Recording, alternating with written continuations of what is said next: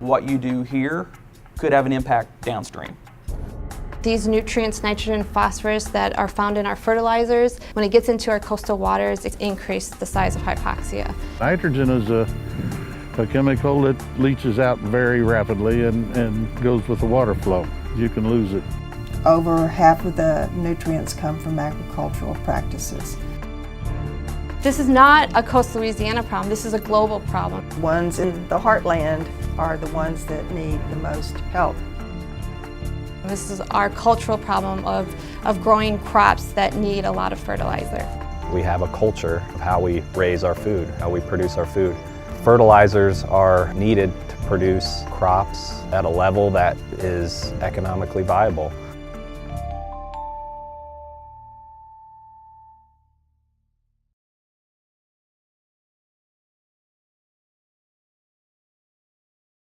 The area of low oxygen, sometimes called the dead zone, is an area in the Gulf of Mexico off of Louisiana that's influenced by the Mississippi River and the materials that it delivers to the Gulf of Mexico.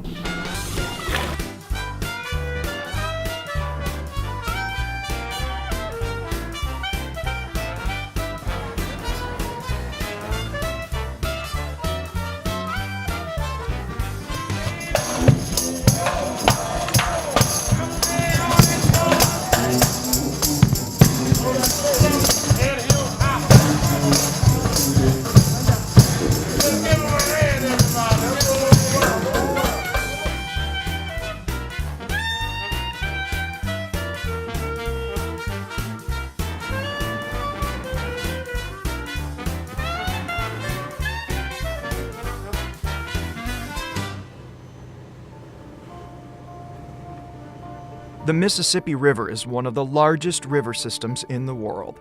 From Minnesota, the Mississippi flows 2,350 miles to Louisiana's coast and into the northern Gulf of Mexico. 4 times the length of the Wabash, Indiana's longest river, the Mississippi is impacted by thousands of acres of cornfields throughout several states of America's Great Plains and Midwest. In the agricultural process, nutrients such as nitrogen and phosphorus can travel down the Mississippi and enter the Gulf. Nancy Rabelais has studied hypoxia in the northern Gulf of Mexico for about 30 years, and she says this phenomenon has been a growing issue over the past 50 years. The area that's influenced by the river is prone to developing hypoxia, but it has not actually been a feature of the environment before the 1960s. So it's gotten worse over time, it's gotten larger, it's gotten more severe. Hypoxia, also known as a dead zone, is defined as an area of water with low oxygen levels that are below 2 parts per million. This means that out of 1 million particles in the ocean, or in this case, the northern Gulf of Mexico, fewer than 2 are actually oxygen that can be used to grow and sustain marine life. I have been studying water quality since I've been an undergraduate researcher at Iowa State University. So since about year 2000, I've been studying how, especially how nutrients impact aquatic ecosystems. The main driver that causes hypoxia, especially in the Gulf of Mexico, is nutrient runoff. These nutrients, nitrogen, phosphorus, that are found in our fertilizers that we apply in sewage, when it gets into our coastal waters, it can promote algal blooms. And so these algae contribute to rich organic matter that eventually sinks through the water column and gets decomposed. And through that process, a lot of oxygen gets depleted in the bottom water. So we tend to find hypoxia or the dead zone in the bottom water of coastal ecosystems. When nutrient-rich freshwater flows down the Mississippi and into the Gulf of Mexico, that freshwater is lighter than salty ocean water, so it shifts to the top of the Gulf. Phytoplankton, which is the smallest form of marine life, approach the surface and feed on those nutrients in the freshwater from the Mississippi, which can also trigger algal blooms. Phytoplankton die shortly after feeding on those nutrients, sinking to the bottom of the Gulf and decomposing. Bacteria help decompose phytoplankton, but this requires oxygen, so using that for decomposition uses up overall available oxygen in the water. This causes hypoxia, which prevents marine life from being able to survive.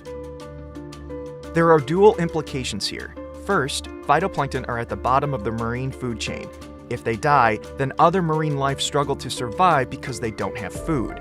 Second, when phytoplankton decompose, that eats up additional oxygen available in the water for marine life, making it even more difficult to exist. But hypoxia is influenced by several factors. It also depends on fertilizer use in the Midwest and how much nutrients get into Mississippi River, and also depends on rain events, so it's very dynamic. Over time, since the 1950s, humans have introduced a lot more nutrients into the Mississippi River, so that's what has increased the size of hypoxia. Visually, the hypoxia zone has fluctuated and expanded since 2000, according to these graphs from Dr. Rabelais at the Louisiana University's Marine Consortium. The low oxygen zone prevents the shrimp from moving from inshore to offshore to grow to a larger size. The productivity of the catch could be greater if the shrimp were able to move out into that area. Carl Saban is one local fisherman affected economically by the dead zone. Well, I was raised as a commercial fisherman, so I drove boats when I was old enough to stand on a stool in my dad's boat. So I'm now 51 years old. I've been here my whole life. So I shrimp my dad for about 20, 25 years. I got out of the fishing industry because it was hard for me to make a living. You know, it comes down the river and comes down here. You know, I think when it comes to the river, it's coming south. You know, I've seen a big change in some of that. Economically, it costs our fishermen a lot more money to be able to catch shrimp, for example, offshore, because they know that when hypoxia develops, they cannot catch their shrimp because the shrimp will move. They'll detect low oxygen and move to the sides. So what happens is that they have to spend more money on fuel to go further offshore or onto the sides of hypoxia to be able to get their catch. Midwest is the main source of nitrogen and phosphorus into the Mississippi River. Most of the nutrients comes from the Midwest. And the main sources of that is from agriculture, either runoff from nutrient fertilizer or manure application. And so both nitrogen and phosphorus concentrations are high because of land use practices in the Midwest. Reducing nutrients in the Mississippi River is really important, and we really need to come up with good strategies for doing that. It's challenging, and in this field, it's been really frustrating. As humans, we really enjoy the services that these ecosystems provide us, right? We like to boat, we like to fish. We really like to drink water, right? So we should care because we want to make sure that these type of services are protected and are sustainable in the future. The issue now comes back to us humans and our culture and trying to make change. The biggest thing is to try to keep the nutrients on the land. You can do that by doing buffer strips, you can do that by doing cover crops, you can do it by more diversified, sustainable agriculture. You can put less fertilizer on.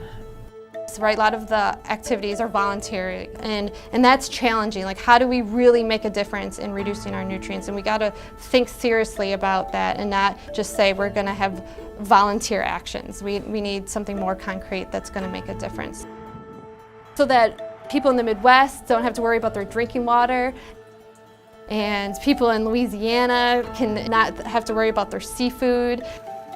And so coastal Louisiana can potentially use the Mississippi River to build wetlands. Like, that would be great if we could, you know, really reduce those nutrients and have those outcomes.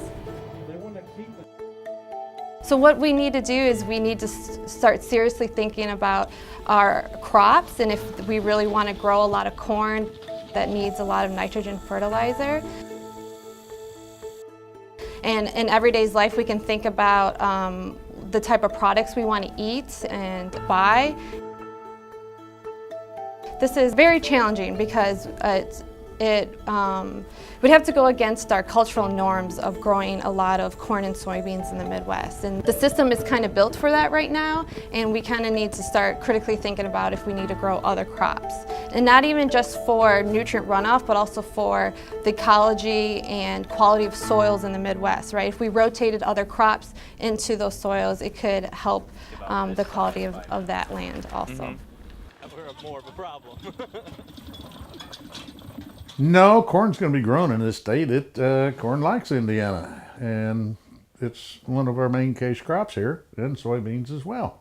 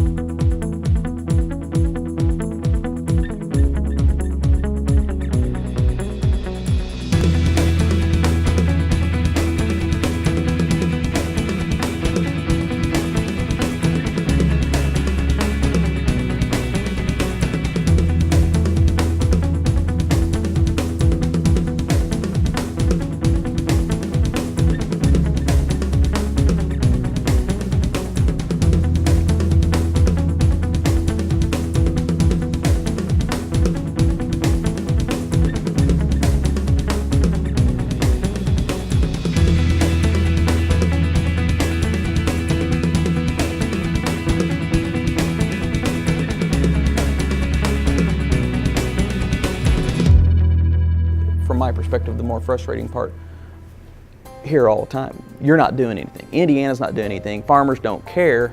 Well, no, we're doing a lot. So the Indiana Farm Bureau says we're doing a lot. But what about actual farmers like Tom Warner from Decatur County? In the spring, I plant corn and beans. I fertilize my crops in the spring when I plant it. Among many nutrients vital to corn, nitrogen can be applied multiple times during a growing season. Nitrogen is commonly applied by a method known as side dress, which results in benefits to corn, and it also allows the farmer to control with more precision how much nitrogen is being applied based on soil and weather conditions. After nitrogen is applied, it is absorbed into the soil, and corn uses its network of roots to absorb this nutrient. Corn will absorb the amount of nitrogen necessary to increase its production and growth, while nitrogen left in the soil either remains there or is stripped during a period of heavy rainfall. Stripped nitrogen is then transported with the rainfall to the nearest body of water, which could be a drain tile, a ditch, a stream, or a river. That's the best way to put it on so the plant gets the most use out of it and I don't lose it. It's kind of expensive, so I don't want to waste it. Well, in the long run, I think it's more economical because you're not losing your farm. Otherwise, we're shipping it down south for the to the Gulf. Fertilizers are needed to produce crops at a level that is economically viable. A lot of strategies and ways that we can get that nitrogen, but pretty much all crops are going to need some level of nitrogen, and it's typically the nutrient that we need the most. I've lived in Indiana most of my life. Grew up in West Lafayette, but I've been here in the Daleville area and working in Muncie for almost 5 years. We have plenty of practices, techniques, best practices that we can use to manage it properly and try to ensure that most of that nitrogen that we use as fertilizer is actually utilized by the crop or tied up and carried forward to the next cropping system. But if we aren't using some of those practices, then yes, we can have nitrogen loss through denitrification, where it volatilizes into the atmosphere, or through leaching, where it moves through the soil solution and can move to surface waters and basically just leach out of the system. Some best management practices include buffer strips and crop diversity, which means crop rotations between corn and soybeans. Usage of cover crops can also reduce nitrogen runoff into our waterways. Those are not only good from an environmental perspective, limiting runoff, limiting those losses to the environment, but it makes sense economically too, because you're paying for that fertilizer. You better keep as much of that on your farm and for the productivity of your crops as you can. Tom believes he is careful and mindful of potential leaching from application of fertilizer on his farm. Good stewardship on your fertilizing stuff. We apply it in the spring, your petroleum-based nitrates, nitrogen and stuff, and the corn uses it. I am big into waterways to keep the ground in place so we don't fill our rivers and streams up. That's carrying all your nutrients and nitrates and phosphorus and everything. So I think there should be laws and some people out here policing this a little closer and doing something about it. From a legislative standpoint or regulatory standpoint, we don't see need for change at this point in time. And I don't really think that in Indiana folks think we need to increase our regulatory scheme more than it is. The framework is there. Really what we're working on, what is a priority for us, is trying to ensure that farmers understand the implications of what they're doing, that they get better information in order to make management decisions to reduce nutrient loss, and if they do lose it, how they can control it. Initially, it's trying to create awareness that what you do here could have an impact downstream. People they think about it if they see it close to home. You're moving from here to the Gulf of Mexico, people don't see that. Really what we're talking about now and what we're talking about with agencies, it's how do we provide the resources people need? There are agricultural resources across the state, including one extension coordinator for each of Indiana's 92 counties. But Justin still advocates for even more education and awareness. For this kind of production. For me, it comes down to those relationships with farmers, understanding their unique circumstance, and trying to work with them to look at making simple steps, adding cover crops to their production system, maybe changing how they manage nutrients, fertilizers, and a whole range of other things. Indiana is unique, and as you go from north to south, climate is different, topography is different, soil types are different. All of those things impact nutrient management, how well fields are going to retain and hold nutrients. So there are different management decisions folks have to make. One size fits all doesn't work well in Indiana. These principles apply across the board. If they want to improve soil health, improve the conservation aspects of their farm, those principles are having a plant growing 24/7, having a live root in the ground year-round, or as much as possible. One practice farmers can adopt and have adopted are cover crops, which help absorb nitrogen that leaches or runs off into the nearby waterways. Well, we've been using a little wheat and barley in the waterways and close to them and stuff to hold the soil. A good many years ago, everybody knew that you had to put something down to keep it from eroding. So we have cover crops and we seed them down and maintain them. And most farmers do, not everybody. Some of the benefits of cover crops and why we choose to grow them, like I said, we're getting the ground covered, where in a rotation, a corn-soybean rotation without cover crops, the ground is going to have nothing growing or nothing more than our corn or soybean residue for half the year or more than half the year. According to the Indiana Conservation Partnership, Indiana actually ranks second in the nation regarding usage of cover crops. But only 9% of all cornfield acreage in Indiana actually uses cover crops. This has risen from 2% in 2011. Tom is one farmer in Indiana representative of that 9%. Oh, well, it kind of helps keep your soil from eroding and leaving the area, and it also, a lot of the cover crops like your radishes and beets, they say, kind of loosens the ground and gets a little more depth.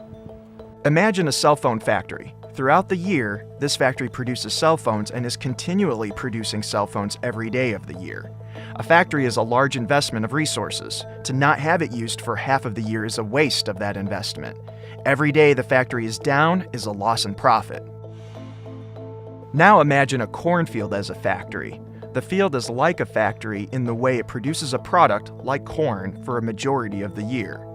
But it isn't operational every single day, particularly in winter months, so farmers must keep something on their field like cover crops, so they don't lose their investment in nitrogen or other fertilizers. A loss of nutrients is a loss in profit. Cover crops are living roots in the ground that keep nutrients like nitrogen from running off or leaching into nearby waterways.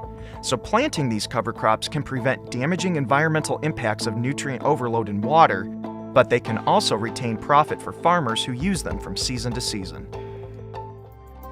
farmland is not cheap. The whole point of farming is that we're trying to capture solar energy, right? We're trying to capture and utilize solar energy by using plants, photosynthesis, to create something that's productive and to increase the productivity of our land. So this factory analogy, it's like if we're not using cover crops or using a diverse rotation that allows something to be growing throughout the year, it's like having that factory shut down for a big chunk of the fall, winter, and possibly part of the spring. So we're not utilizing that farmland to its full capacity. You know, you hear people talk about soil health, for instance. You look at Indiana, you know, number 2 in the country, I think this past year with cover crops. So we had farmers embracing change. We're seeing that some conventional grain farmers, as they incorporate cover crops, other soil health practices, that they can start to actually reduce their overall use of fertilizers, the phosphorus, the potassium, that can come way down. Nitrogen on corn, not as much, but over time, as they improve their soil, build up natural pools of nutrients in their soil system, they're carrying it forward year to year with cover crops, more active soil biology, they may see reductions in nitrogen use over time. Similar to Indiana, experts in Louisiana, such as Dr. Rabelais, agree that this issue does not have a quick solution. We're not going to see anything immediately because there's still a lot of nitrogen in the soil that's going to leach out. And the Gulf isn't going to respond immediately because it's got a legacy of low oxygen. The Center for Food Integrity estimates that U.S. farmers account for around 40% of the world's corn production, and Indiana is the 5th leading corn producer in our nation. We're going to produce it somewhere, and they're going to produce it somewhere in the world. You know, the fact is we can produce it better than anybody else can. I think U.S. farmers are more environmentally responsible than anybody else. What we have to do is find ways to reduce the nutrients that are lost from the field. You know, that's our target. It's not stopping agriculture or stopping corn production. It's how do you do farming in a more environmentally friendly manner.